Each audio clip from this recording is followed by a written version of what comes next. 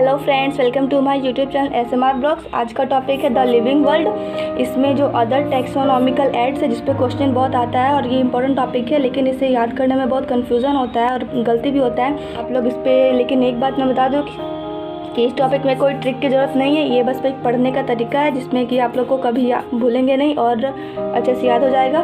सबसे पहले जो ये कीज़ है उसमें क्या होता है, कीज़ क्या होता है, कीज़ से ताला खुलता है, लेकिन अगर सिमिलर हुआ तो ही ताला खुलेगा, अगर दूसरा की हुआ तो ताला नहीं खुलेगा।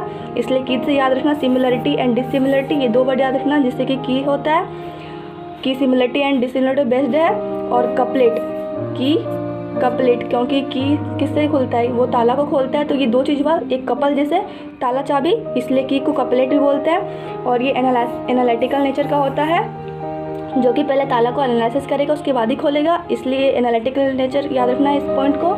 और जो की होता है वो based on acceptance and rejection होता है, क्योंकि की दूसरे जो हमें इन्फॉर्मेशन देता है उसमें से एक पॉइंट को एक्सेप्ट करते हैं एंड रेस्ट पॉइंट को रिजेक्ट करके उस पर आगे बढ़ा जाता है। इसलिए ये की पॉइंट पे ये इतने सारे पॉइंट ही बस याद रखो कि सिमिलरिटी, डिसिमिलरिटी, ये कपलेट होता है, एनालिटिकल नेचर का होता है, एक्सेप्टेंस एंड रिजेक्शन पे बेस्ड है।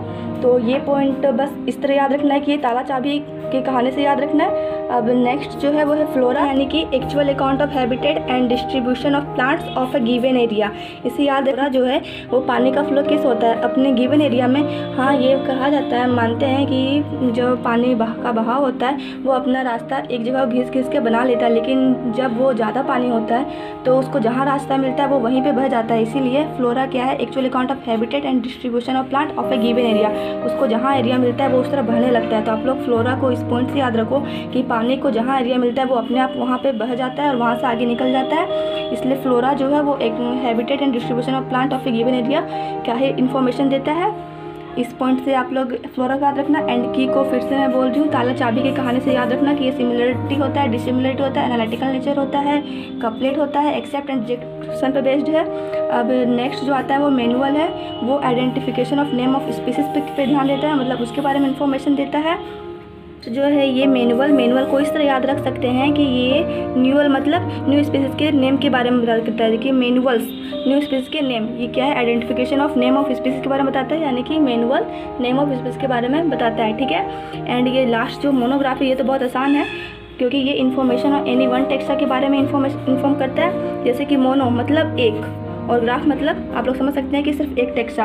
तो इसमें कन्फ्यूजन ये होता है कि मैनुअल के बारे में पूछा जाता है तो कुछ लोग ट्रिक मार देते हैं कि ये इन्फॉर्मेशन एनी वन टेक्सोन का इन्फॉर्म करता है, लेकिन याद रखना कि एनी वन टेक्सोन यानी कि सिर्फ एक टेक्सा, यानी कि मोनोग्राफ, मोनो मतलब एक होता है। मैनुअल के बारे में पूछेगा तो नेम ऑफ स्पीसीज, क्योंकि मैनुअल न्यू स्पीसीज के बारे में नेम, फ्लोरा यानी कि पानी का फ्लो यानी कि बहाव, उसको जहाँ एरिया मिलेगा वहाँ वो बहते जाएगा और उसी के बारे में बताएगा। Habitat and distribution of plant of A given area, actual account. ठीक है।